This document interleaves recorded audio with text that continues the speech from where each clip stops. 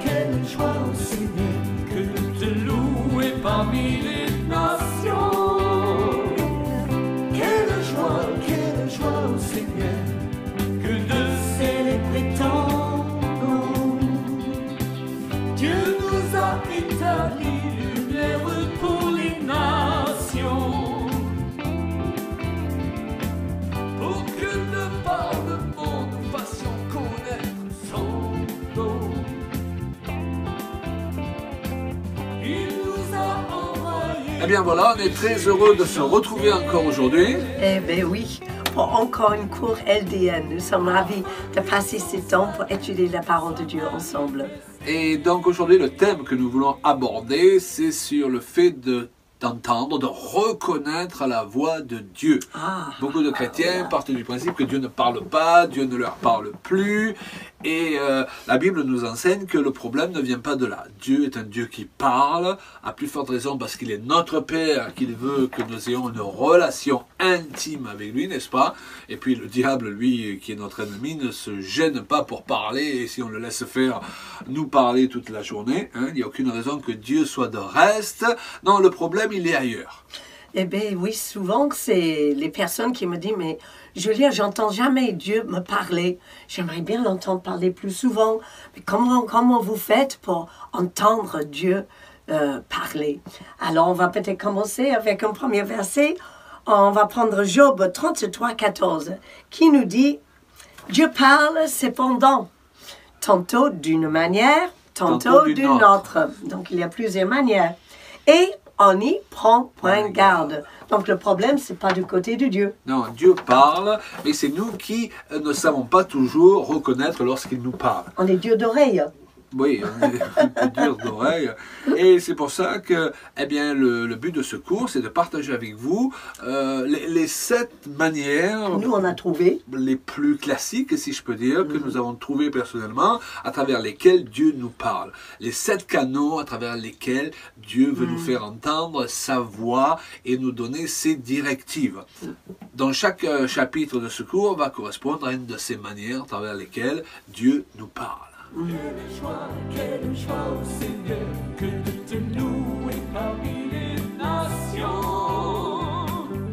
Quelle joie, Alors, la première façon à travers laquelle le Seigneur nous parle, par son Saint-Esprit, ce sont les convictions. Ouais. Dieu nous communique des convictions. C'est peut-être les plus importants. C'est la manière la plus classique, je dirais, la plus importante. Et Dieu nous communique des convictions vis-à-vis des choses, vis-à-vis des gens. On n'en est même pas encore au stade des pensées ou des raisonnements.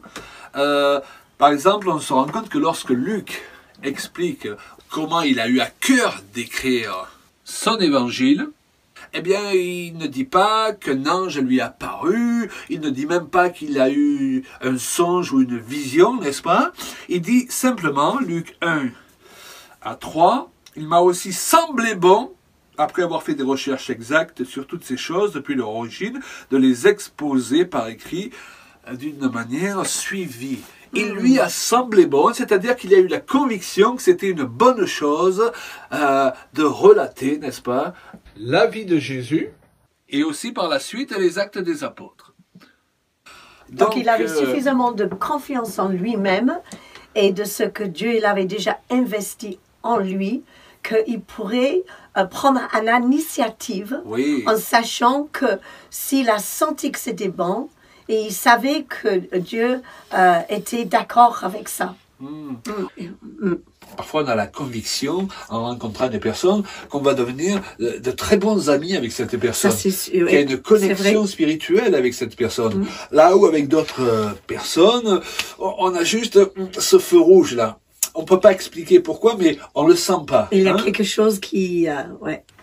Alors on verra aussi que Dieu parle à travers le surnaturel, mais certaines personnes voudraient toujours qu'intervienne le surnaturel, ou plutôt le spectaculaire, parce que quelque chose peut être surnaturel sans être obligatoirement spectaculaire. Mais beaucoup de gens voudraient toujours que Dieu leur parle à travers une grosse voix qui vient du ciel, quelque chose comme ça, ou l'apparition d'un ange. Or, dans 99% des cas, Dieu ne va pas vous visiter d'une manière spectaculaire.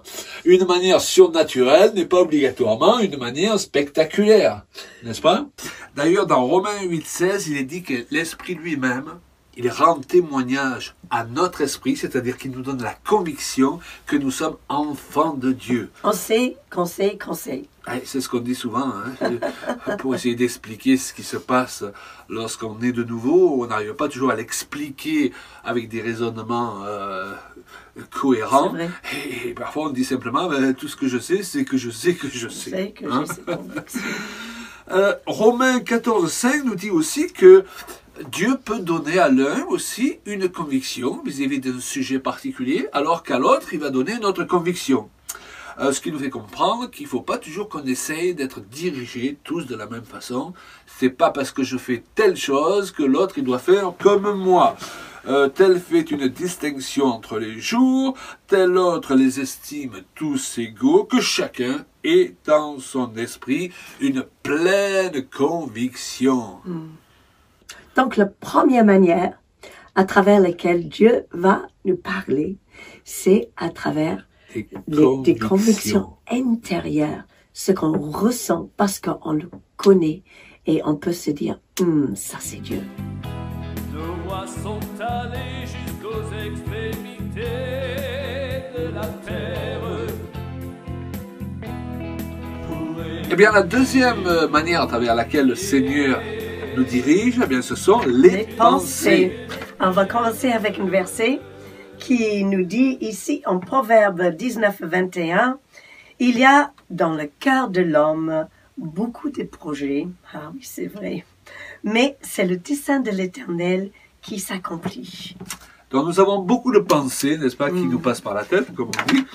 Et surtout moi. Elles sont loin de toutes venir de Dieu. Eh oui. Mais une partie d'entre elles, si nous connaissons le Seigneur et que nous sommes nés de nouveau, eh bien, vont venir de lui.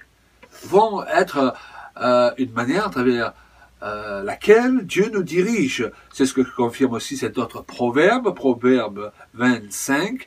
Les desseins dans le cœur de l'homme sont des eaux profondes, mais l'homme intelligent, et dont on a besoin de plus d'intelligence et de nous, Seigneur, l'homme intelligent s'est épuisé. Ils savent faire le tri. Ils sont supposés, n'est-ce pas? Et c'est pourquoi nous avons besoin que le Seigneur, de plus en plus, eh bien, nous donne le discernement pour que dans nos propres pensées, nous puissions discerner ce qui vient de l'adversaire, ce qui vient de nous, ce qui vient de lui. On l'a vu dans le cours sur le prophétique, devenir sensible à la voix de Dieu ne consiste pas à faire que nos pensées deviennent sa pensée, mais c'est tout le contraire, de faire en sorte que ces pensées deviennent de plus en plus nos pensées, que de plus en plus ces pensées s'imprègnent dans notre pensée, qu'on pense de plus en plus comme Dieu.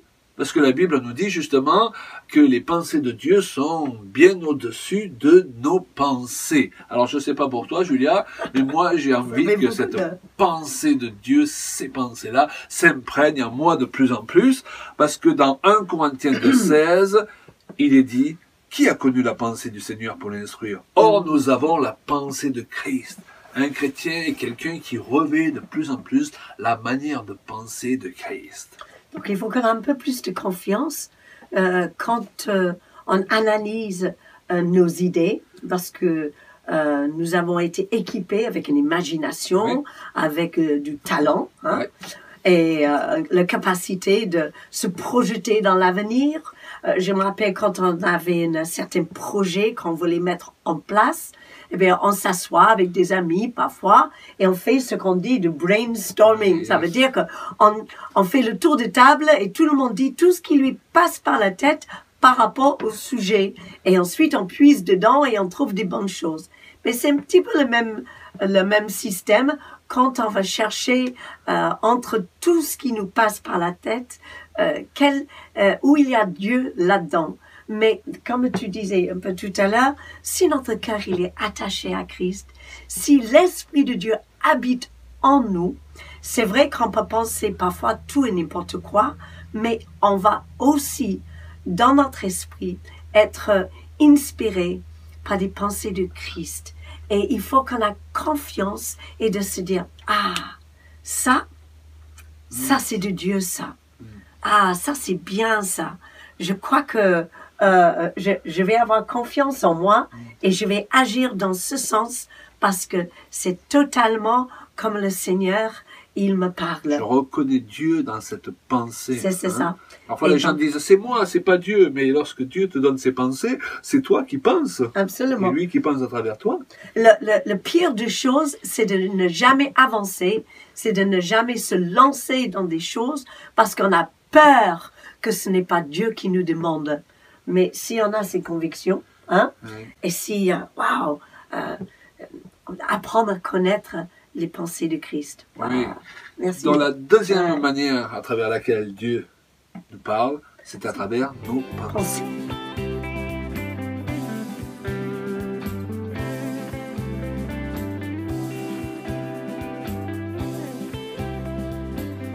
Ensuite, Dieu nous parle à travers les autres.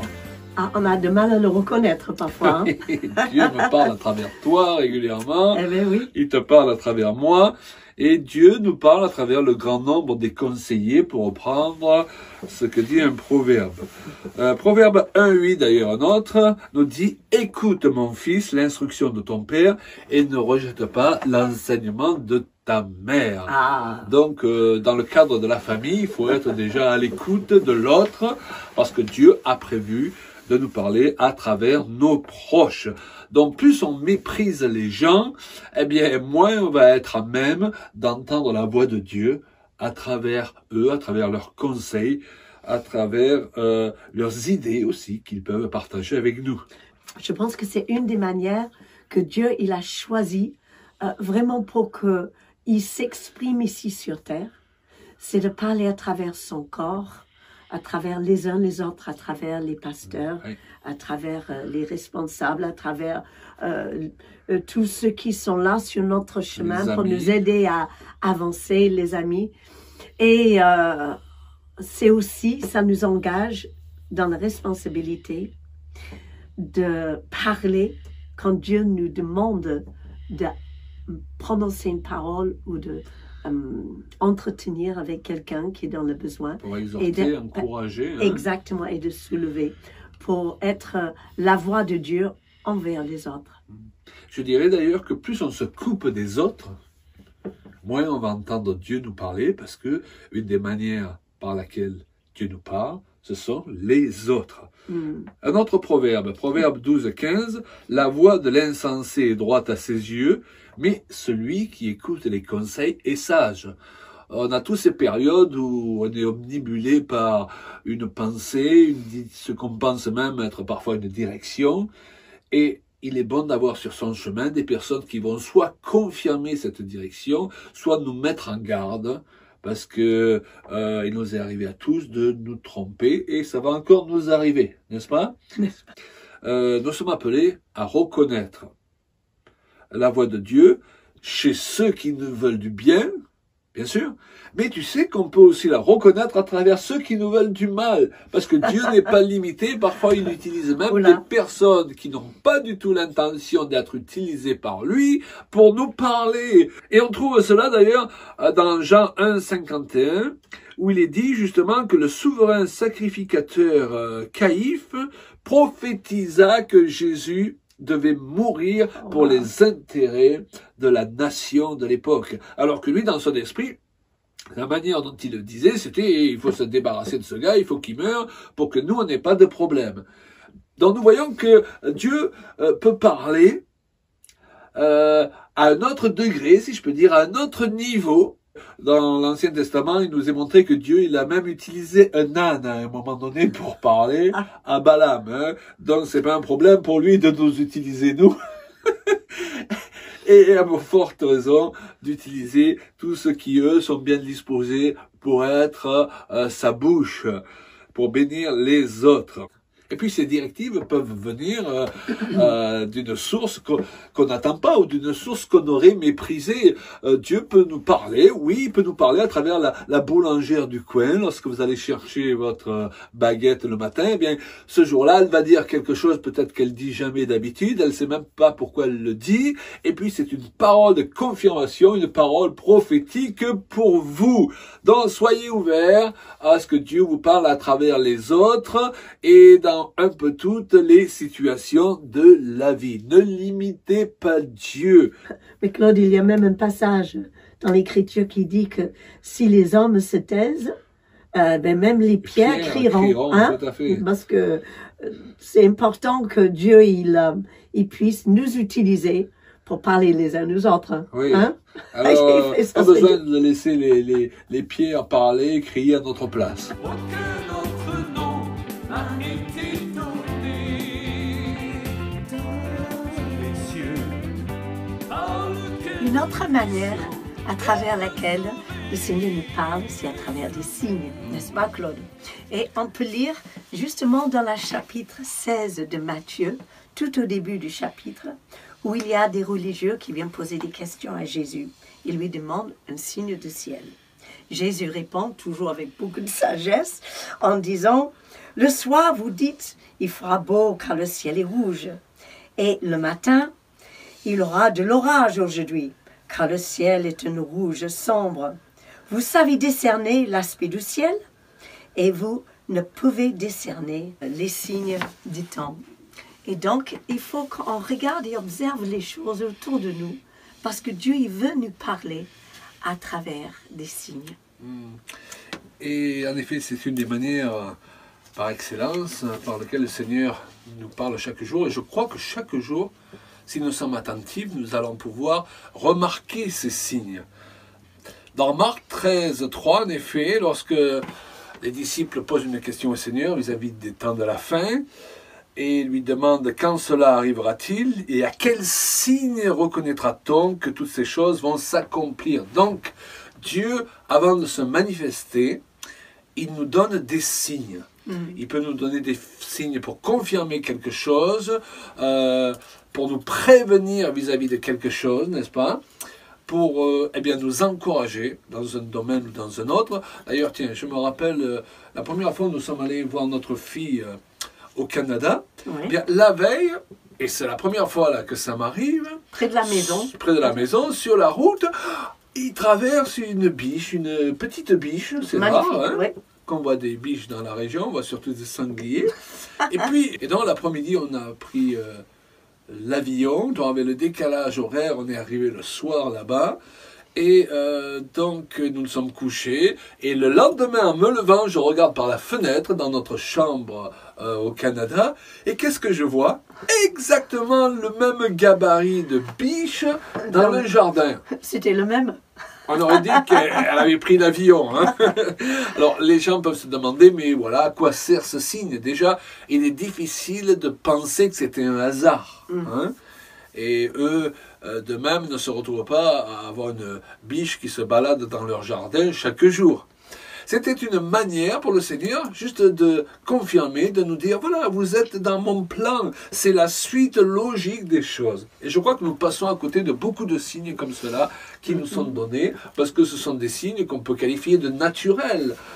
Et toi et moi, nous sommes habitués d'ailleurs à un autre signe, hein, par excellence, c'est le signe des arcs-en-ciel. Et même nous sommes habitués à ce que lorsque nous entrons dans une nouvelle dimension, où le Seigneur veut nous faire comprendre qu'aller dans telle direction consiste à entrer dans une nouvelle dimension des choses, dans son service ou autre, on se retrouve nez à nez avec un double arc-en-ciel. Hein? C'est arrivé à La Réunion, aussi au Canada, notre endroit, et aussi ici en France, à plusieurs endroits. Et chaque fois, c'est un peu comme on se regarde en disant, ah, tu vas bien alors. Ça ne peut pas être un hasard.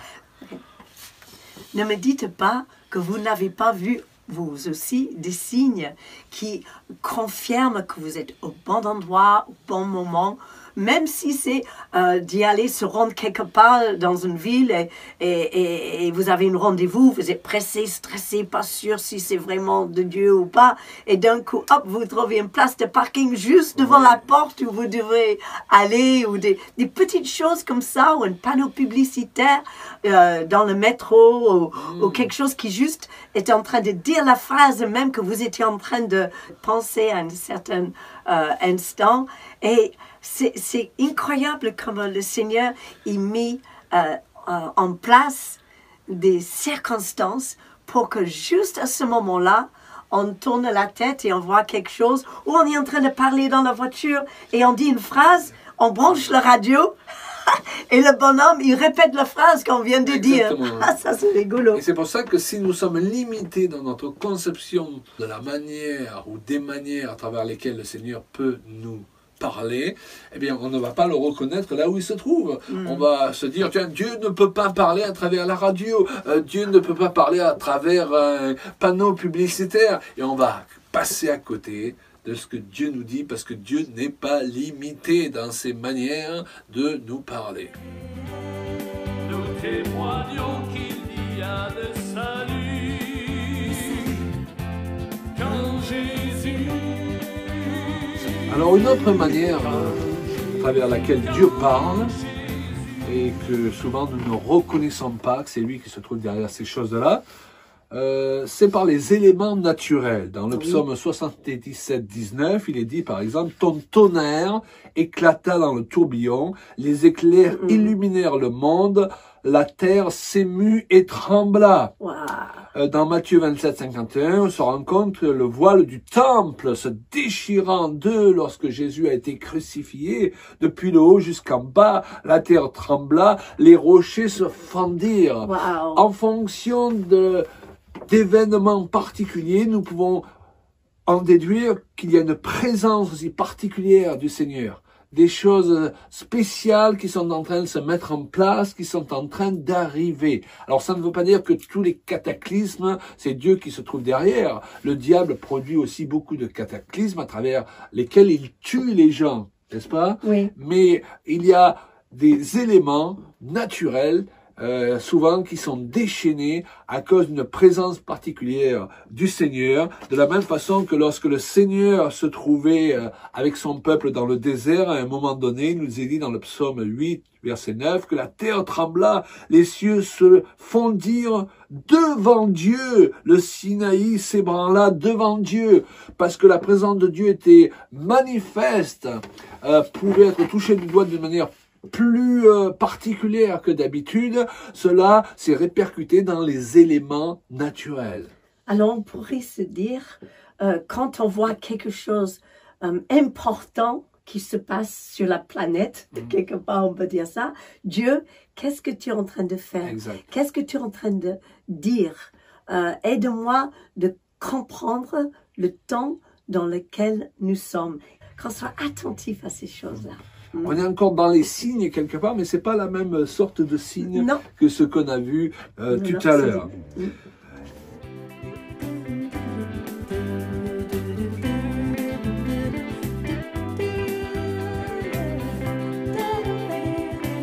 Le Seigneur, il nous parle aussi à travers la parole, sa parole, qui est notre Bible, à travers les lectures que nous avons tous les jours, chaque fois qu'on tombe sur un verset qui nous saute aux yeux et qu'on sait, waouh, ça c'est exactement ce que j'avais besoin d'entendre ce matin. Et Dieu sait combien c'est important pour chacun de nous d'être nourri par sa parole régulièrement. Et il a pris soin à travers des milliers d'années pour que sa parole vienne jusqu'à nous. Et aujourd'hui, nous pouvons jouir de tant de traductions différentes et puiser dans chaque verset une nourriture qui est bonne pour notre âme et qui nous aide à fortifier notre foi. On vit à une époque où on peut vraiment avoir la parole qui est accessible sous toutes ses formes, y compris dans notre tablette, iPhone ou autre. Hein. Psaume 119, verset 105, et au passage, tout le psaume 119 parle de l'importance de la parole de Dieu. Ta parole est une lampe à mes pieds et une lumière sur mon sentier. Psaume 119, verset 130, la révélation de tes paroles est claire. Il ne s'agit pas en effet simplement de lire la parole de Dieu, parce que beaucoup de gens deviennent légalistes, parce qu'ils prennent la parole par rapport à la lettre qui tue au lieu de la prendre avec l'esprit qui vivifie. Or, ce n'est pas juste la lecture de ta parole, n'est-ce pas, qui est claire, c'est la révélation de ta parole. Et comme on l'a mentionné dans d'autres cours, eh bien, c'est quand on a la révélation du cœur du Père qu'on peut comprendre ce que l'auteur de la parole de Dieu nous dit réellement. Absolument. Alors, il y a le logos, Claude, qui est le mot écrit, et il y a aussi le rhéma, qui est la révélation inspirée de Dieu qui vient à travers aussi les Écritures. Et c'est ça ce qui nous intéresse. Oui, on a besoin de cette révélation lorsqu'on lit la Bible. Et il y a une manière très, très importante qu'on peut appliquer la parole de Dieu dans nos vies, c'est d'apprendre des versets par cœur. Et comme ça, quand on est dans une situation compliquée ou qu'il y a le peur qui rôde, eh bien, on peut sortir un verset parce que la Bible nous dit que le diable craint la parole de Dieu. Donc, tu veux dire qu'on peut emmagasiner des versets en les apprenant, quoi. Bien sûr. Moi, j'ai toute une liste des versets, des passages que j'aime profondément et j'ai pris le soin de les apprendre par cœur, ouais, pour qu'ils deviennent part de moi-même. Ils sont intégrés dans ma personne et mon identité en Christ pour que justement je sois ferme face à l'adversité. Notre intelligence peut aller les chercher parce qu'ils sont stockés au moment où on en a besoin. Absolument, Claude. Et c'est pourquoi de chanter la parole de Dieu, c'est aussi important. Et je me rappelle, il y a quelque temps, quelqu'un est venu et dit « Oh, mais moi, les premiers versets que j'ai appris après ma conversion, c'était dans les chants. » Parce que depuis les années 80, mon mari et moi, nous avons chanté la parole de Dieu et des versets bibliques. Et c'est une très bonne manière aussi de retenir nos versets préférés. On était connus à une époque comme étant le jeune couple qui chantait la parole de Dieu. Et maintenant, des années plus tard, eh ben, on continue. Voilà. Peut-être pas aussi jeune, mais on chante toujours la parole de Dieu. Et la dernière manière que nous voulons aborder par laquelle Dieu nous parle, alors rappelez-vous, Dieu nous parle par des convictions, oui, il nous parle par des pensées, il nous parle à travers les autres, il nous parle par des signes, il nous parle par les éléments naturels, n'est-ce pas? Il nous parle par sa parole, la Bible, et il nous parle aussi à travers les dons de l'esprit, on peut dire, ou le surnaturel. Dans Job 33, 16, à la suite du verset que tu as cité, il est précisé: il parle par des songes, par des visions nocturnes, quand les hommes sont livrés à un profond sommeil, quand ils sont endormis sur leur couche. Dieu parle par des visions, par des songes. Acte de 17 précise: vos fils et vos filles prophétiseront, vos jeunes gens auront des visions et vos vieillards auront des songes. Il y a quelque temps, Julia, tu as rêvé d'une personne. Oui, j'ai rêvé d'une personne qu'elle était dans le besoin et que elle allait être obligée de déménager, etc., s'il n'avait pas de l'aide.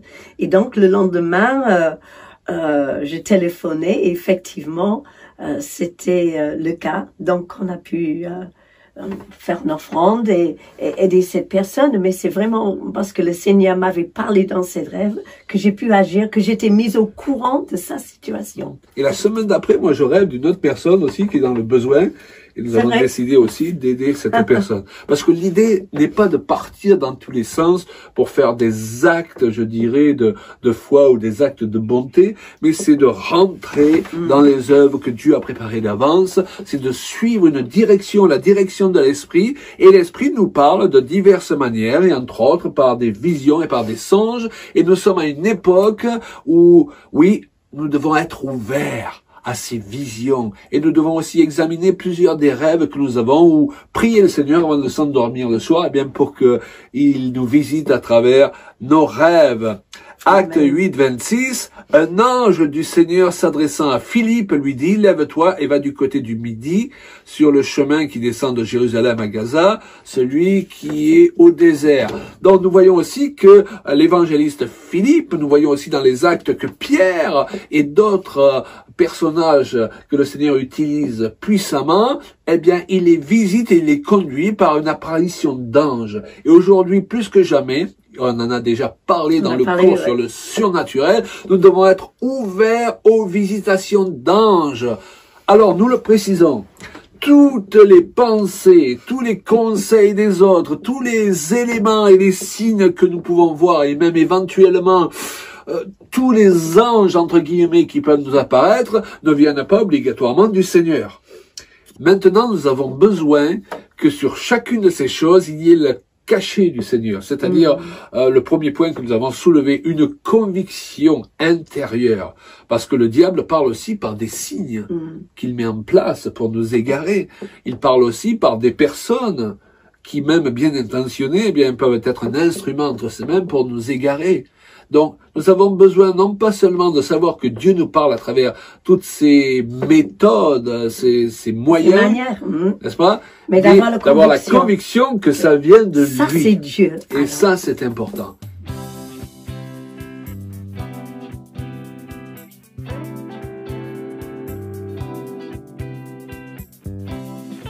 Eh bien, rappelez-vous dans ce passage de Job que tu as cité, au début de ce cours, que Dieu il parle de toutes sortes de manières. Dieu parle de plusieurs manières.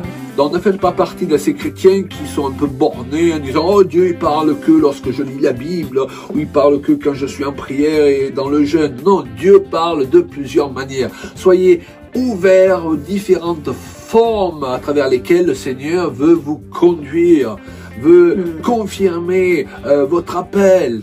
La Bible dit, le Saint-Esprit vous conduira dans toute la vérité. Maintenant, un jour, il va parler d'une manière et c'est pas pour cela qu'il va parler exactement de la même manière le lendemain. Donc, nous devons être ouverts à ce que Dieu va faire et nous prions qu'aujourd'hui, plus que jamais, vous soyez sensibles et nous soyons sensibles au Saint-Esprit. Oui, et on peut toujours demander une confirmation de la part de Dieu et il peut le confirmer de toutes sortes de manières différentes.